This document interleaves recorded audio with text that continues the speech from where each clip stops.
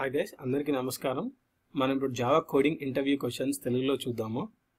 So first Java coding interview question వచ్చేసి మనకి Java pyramid pattern. So ఇది వచ్చేసి 0 to 3 years ఆఫ్ ఎక్స్పీరియన్స్ వాళ్ళకి ఫ్రీక్వెంట్గా అడుగుతూ ఉంటారండి ఈ కోడింగ్ క్వశ్చన్. సో ఫస్ట్ వచ్చేసి ఇది క్వశ్చన్ అండి, 1 2 3 4 5 1 2 3 4 1 2 3 1 2 1 ఈ ప్యాటర్న్లో మనము ప్రింట్ చేయాలి. సో అది వాళ్ళు అడిగే క్వశ్చన్ అండి. సో మీరు ఈ ప్యాటర్న్ అబ్జర్వ్ చేసినట్టయితే, సో ఫస్ట్ ఎన్ని నెంబర్ ఆఫ్ లైన్స్ ఉన్నాయండి? 5 లైన్స్. 5 1 2 3 4 5. ఓకే, మీరు ఈ 5th లైన్ అబ్జర్వ్ చేసినట్టయితే, ఈ 5th లైన్ ఇది 5th లైన్, ఇది 4th, ఇది 3rd, ఇది 2nd, ఇది 1st. ఓకే, సో ఈచ్ లైన్లో మీరు అబ్జర్వ్ చేస్తే 1 to 5 ప్రింట్ అవుతున్నాయి. 5th లైన్లో 1 to 5 ప్రింట్ అవుతున్నాయి. 4th లైన్లో 1 to 4 ప్రింట్ అవుతున్నాయి. 3rd లైన్లో 1 to 3 ప్రింట్ అవుతున్నాయి. 2nd లైన్లో 1 to 2 ప్రింట్ అవుతున్నాయి. 1st లైన్లో 1 to 1 ప్రింట్ అవుతున్నాయి. ఓకే, ఇక్కడ మీరు అబ్జర్వ్ చేసినట్టయితే 5 4 3 2 1 అనేది రిపిటేటివ్గా ఒక్కో వాల్యూ డిక్రిమెంట్ అవుతూ వస్తుంది. స్టార్టింగ్ విత్ 5 ఎండింగ్ విత్ 1 ఒక్కొక్క వాల్యూ డిక్రిమెంట్ అయ్యి వస్తుంది. సో దీనికోసం మనం ఒక లూప్ రాయొచ్చండి, ఎందుకంటే ఇక్కడ రిపిటేటివ్గా ఒక వాల్యూ తగ్గుకుంటూ వస్తుంది కాబట్టి, సేమ్ ఒకటే వాల్యూ తగ్గుతుంది కాబట్టి మనం ఒక ఫర్ లూప్ రాయొచ్చు. సో ఇక్కడ వచ్చేసి ఈ లూప్ నేను ఐ అనుకుంటున్నాను అండి. ఇంట్ ఐ ఈక్వల్ టు స్టార్టింగ్ ఎంత అండి? 5 ఐ గ్రేటర్ దాన్ 0. ఎందుకంటే 1 వరకే మనకు కావాలి కాబట్టి ఐ గ్రేటర్ దాన్ 0 తీసుకుంటున్నాను. ఇక్కడ ఐ మైనస్ మైనస్ మీరు ఇక్కడ చూసినట్టయితే, సో ఈ లూప్ ఏం చేస్తుంది అంటే 5 4 3 2 1 అంటే 5 లైన్స్లో ఉన్నాయి. ఈ అవుటర్ లూప్ ఏం చేస్తుంది అంటే నెంబర్ ఆఫ్ లైన్స్ని డిపిక్ట్ చేస్తుంది. నెంబర్ ఆఫ్ లైన్స్ కోసము అవుటర్ లూప్ వర్క్ అవుతుంది. సో ఈ outer loop number of lines కోసం వర్క్ అవుతుంది.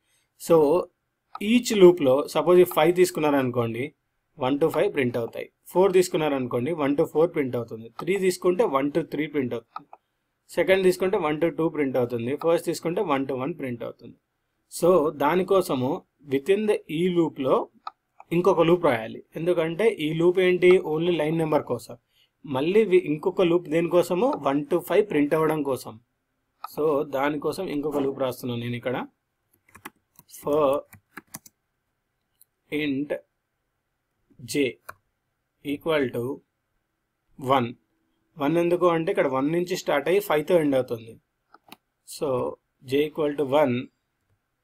So J less than or equal to, so 5th line అయితే 5 నెంబర్స్ ప్రింట్ అవుతాయి. 4th లైన్ అయితే 4 నెంబర్స్, 3rd లైన్ అయితే 3 నెంబర్స్, 2nd లైన్ అయితే 2 నెంబర్స్. సో లైన్ నెంబర్ కోసం మనం ఏ వేరియబుల్ వాడాము? ఐ. జే ప్లస్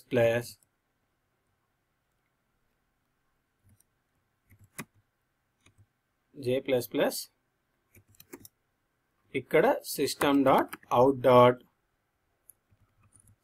ఎస్ఓపి అని రాసేస్తున్నానండి, జస్ట్ మీకు ఎక్స్ప్లెయిన్ చేయడం కోసం. మనం ప్రోగ్రామ్ మళ్ళీ ఎక్లిప్స్లో రాద్దాము. System dot out dot println ఇక్కడ ఏం ప్రింట్ చేయాలి అంటే జే ప్రింట్ చేయాలి. సో ఇప్పుడు మీరు అబ్జర్వ్ చేసినట్టయితే ఫస్ట్ ఐ వాల్యూ 5 ఉంటుందండి. ఐ వాల్యూ 5 ఉన్నప్పుడు ఫస్ట్ ఐ వాల్యూ 5, సో అప్పుడు జే వాల్యూ ఏమవుతుంది? 1. So 1 J less than or equal to 5 అంటే 1 less than or equal to 5 true. అప్పుడు ఏం ప్రింట్ అవుతుందండి? System dot out dot print, ఇక్కడ ప్రింట్ఎల్ఎన్ కాదు ప్రింట్. అప్పుడు ఏమవుతుంది? ఇక్కడ 1 ప్రింట్ అవుతుంది. నెక్స్ట్ జే వాల్యూ ఇంక్రిమెంట్ అవుతుంది. అప్పుడు ఏమవుతుందండి?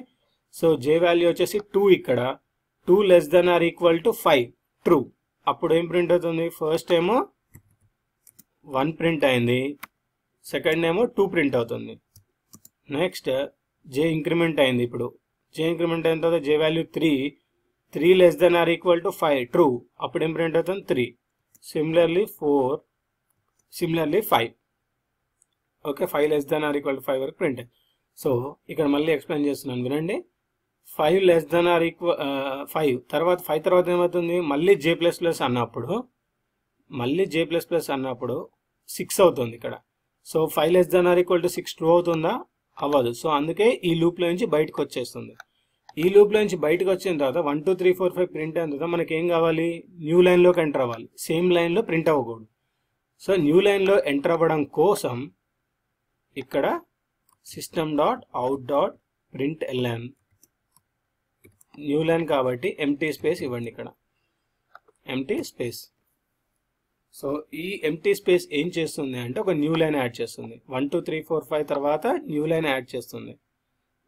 ఓకే, సో మనకి జే అయిపోగానే ఈ లూప్ తర్వాత system.out.println యాడ్ అయ్యి 1 2 3 4 5 new line, 1 2 3 4 1 2 3 new line, 1 2 new line 1 అంటే ప్రతి జే లూప్ తర్వాత మనకి system.out.println రాయాలి.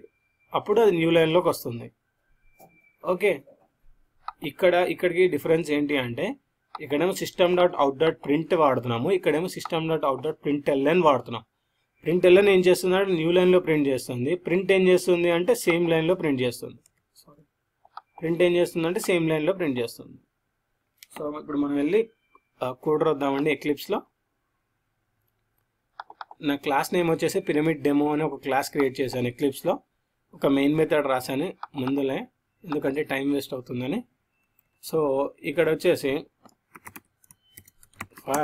ఫస్ట్ మనకి i = 5, ఎందుకంటే 5 లైన్స్ ఉన్నాయి కాబట్టి.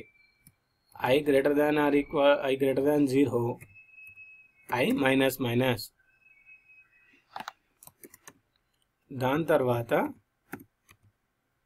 సో ఇప్పుడు ఇక్కడ ఏం కావాలి మనకి, so first line number depict చేస్తాం. తర్వాత ఈచ్ లైన్లో ఒక్కొక్క వాల్యూని ప్రింట్ చేసుకుంటూ వెళ్ళాలి. ఇంటూ j = 1, j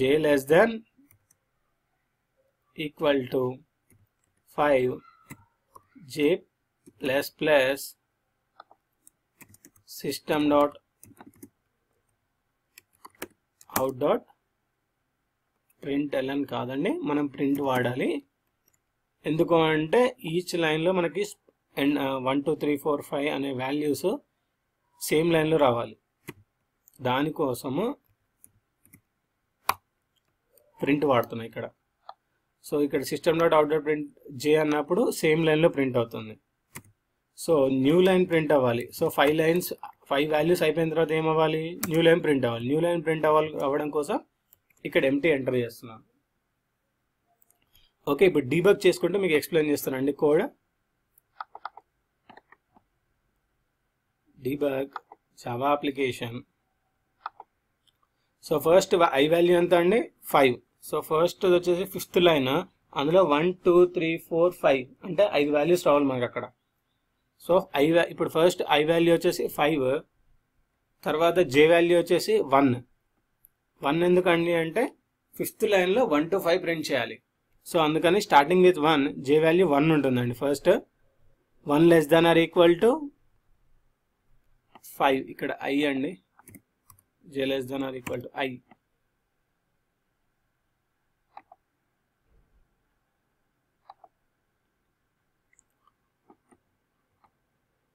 సో ఇక్కడ 1 ప్రింట్ అయిందండి ఫస్ట్, ఎందుకంటే j వాల్యూ 1 కాబట్టి. దాని తర్వాత j వాల్యూ ఇంక్రిమెంట్ అవుతుంది. 2 <= 5, ట్రూ. సో మనకు అప్పుడు ఏమవ్వాలి, సేమ్ లైన్లో ప్రింట్ అవ్వాలి.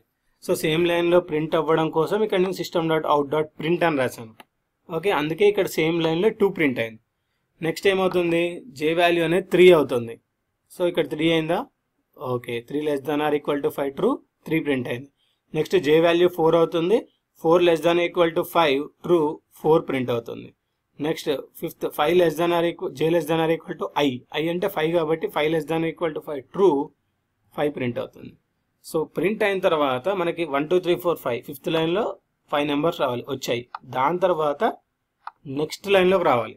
నెక్స్ట్ లైన్లోకి రావాలంటే ఏం చేయాలి, న్యూ system.out.println యాడ్ చేయాలి.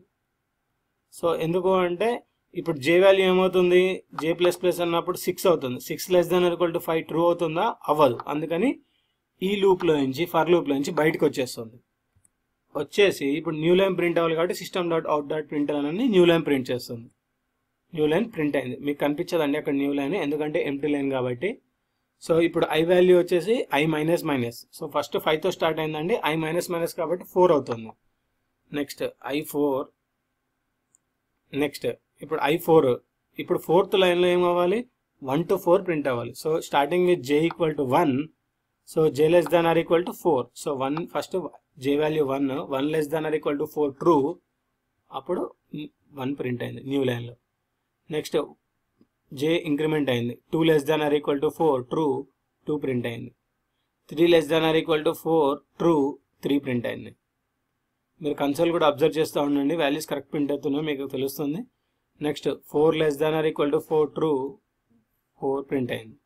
నెక్స్ట్ j++ ఉన్నప్పుడు 5 అవుతుంది, 5 less than or equal to 4 false, అందుకని ఫర్ లూప్ నుంచి బయటకు వచ్చేసి system.out.println ప్రింట్ అవుతుంది.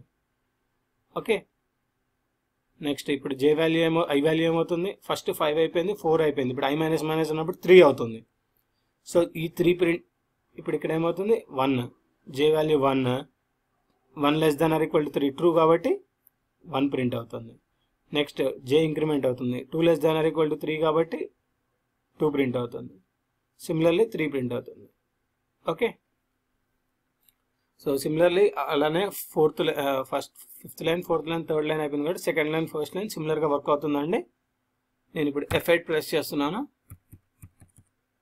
ఓకే, ఇప్పుడు మీరు ఇక్కడ అబ్జర్వ్ చేసినట్టయితే కన్సోల్లో మనకి పిరమిడ్ స్ట్రక్చర్ ప్రింట్ అయిందండి. నా వీడియో మీరు వాచ్ చేసినందుకు ధన్యవాదాలు.